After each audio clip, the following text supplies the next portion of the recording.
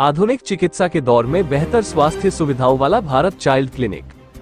Nainital road निकट police चौकी जादवपुर बरेली में डॉक्टर मोहम्मद रेहान बाल रोग एवं नवजात शिशु विशेषज्ञ MBBS CCHFIP दिल्ली से अनुभव प्राप्त अब आपके जादवपुर स्थित भारत चाइल्ड क्लिनिक पर अपनी सेवाएं दे रहे हैं।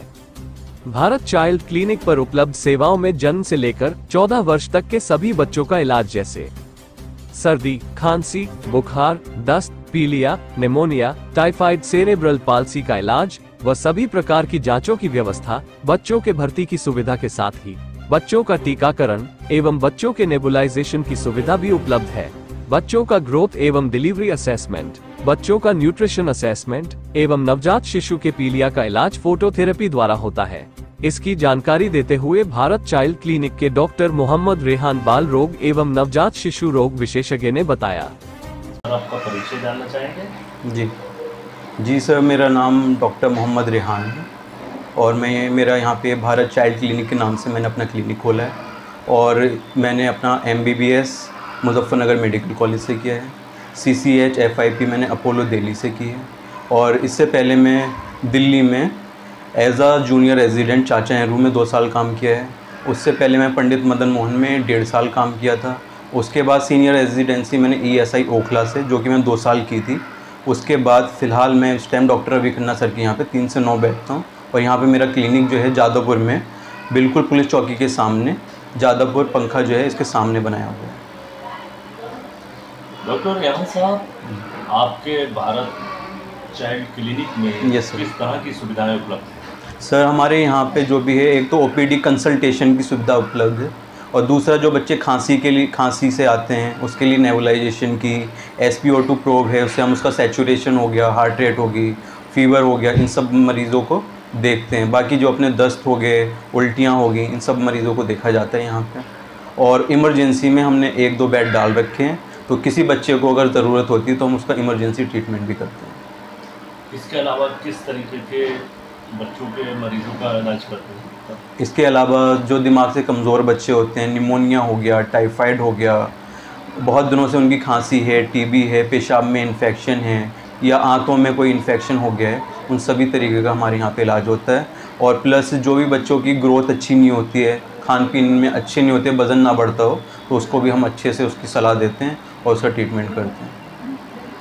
डॉक्टर साहब, जैसे कि मौसम बदल रहा है जी और गर्मी शुरू हो गई। जी सर, ऐसे मौसम में किस तरह की बीमारियां बच्चों में डेवलप होती हैं, उनका इलाज किस तरीके से होना चाहिए और उनकी देखभाल किस तरीके से होनी चाहिए? जी सर, बहुत अच्छा क्वेश्चन पूछा है आपने, क्योंकि इस टाइम जो गर्मी का मौसम है इसमें बहुत ज़्यादा डिहाइड्रेशन हो जाती है। डिहाइड्रेशन की वजह से क्या हो रहा है, आजकल लूज स्टूल हो रहा है, जो कि पतली लैट्रिन हो रही है। अगर मैं 10 मरीज़ देख रहा हूँ तो उसमें 8 मरीज़ ऐसे हैं जबकि डॉक्टर साहब हमारे बच्चे को बहुत दिनों से दस्त हो रहे हैं, बिल्कुल पानी की तरह हो रहे हैं और बच्चे की आंखें एकदम सूख रही हैं। तो हमको क्या ध्यान देना है बच्चे को ऐसे में कि सबसे ज़्यादा उसको ORS का पानी, या घर पे अगर ORS ना हो तो 1 कप में 2 चम्मच चीनी, 1 चम्मच नमक मिला के बच्चे को पिलाते रहें, जिससे कि डिहाइड्रेशन ना हो। क्योंकि जब भी दस्त होता है तो उसमें क्या होता है, पानी ज़्यादा से ज़्यादा लॉस होता है, तो लैट्रिन रुकने में 2 से 3 दिन का समय लगता है। तो बेहतर ये है कि जितना पानी निकल रहा है आप उसको मुँह के थ्रू देते रहें। अगर आप नहीं देंगे तो क्या होगा, बच्चे को डिहाइड्रेशन हो जाएगी, पानी की कमी जो कहते हैं, और बच्चा आपका बिल्कुल सुस्त पड़ जाएगा और आंखें गड्ढे में चली जाएंगी, तब जाके आपको IV ड्रिप की ज़रूरत पड़ेगी। तो इससे बचने के लिए आपको ज़्यादा से ज़्यादा बच्चे को ORS का पानी और पानी ज़्यादा पिलाते रहना है। इस मौसम में सर ज़्यादा से ज़्यादा दस्त, उल्टियाँ और कभी कभी ऐसा होता है डिसेंट्री, जो कि लैट्रिन में खून आना स्टार्ट हो जाता है।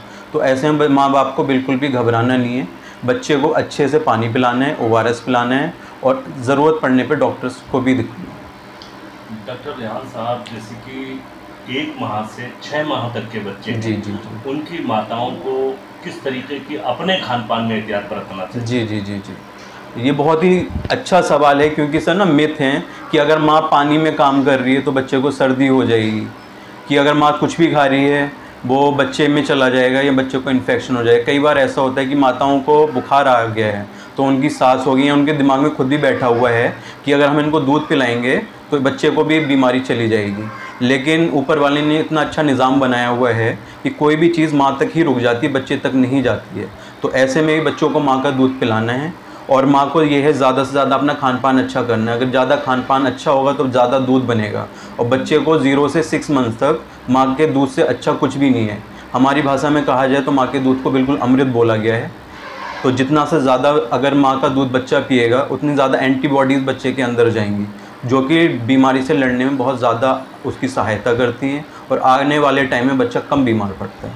अच्छा, 1 वर्ष से लेकर 2 वर्ष के बच्चों को किस तरह के आहार देना चाहिए? जी 1 से 2 साल के बच्चों को, जैसे कि 0 to 6 मंथ हम हमेशा कहते हैं कि ब्रेस्ट फीड बच्चे को कराना है। इसी तरीके से 6 महीने के बाद बच्चे को कॉम्प्लीमेंट्री फीड स्टार्ट कर देना चाहिए। कॉम्प्लीमेंट्री फीड क्या होता है? जो माँ का दूध होता है इसके अलावा जो चीज़ें होती हैं, जैसे कि दलिया हो गया, खिचड़ी हो गई, बनाना को हमने जो केला होता है उसको आलू उबाल के उसमें मैश करके दे दिया, और भी जितनी प्रकार के बच्चों को जितने भी फ्रूट्स हो सकते हैं, जैसे कि अपना पपाया यानी कि पपीता हो गया, तरबूज हो गया, जो भी अपना मौसमी फल हैं सारे दे सकते हैं, उनमें उनको कोई भी परहेज़ नहीं होता।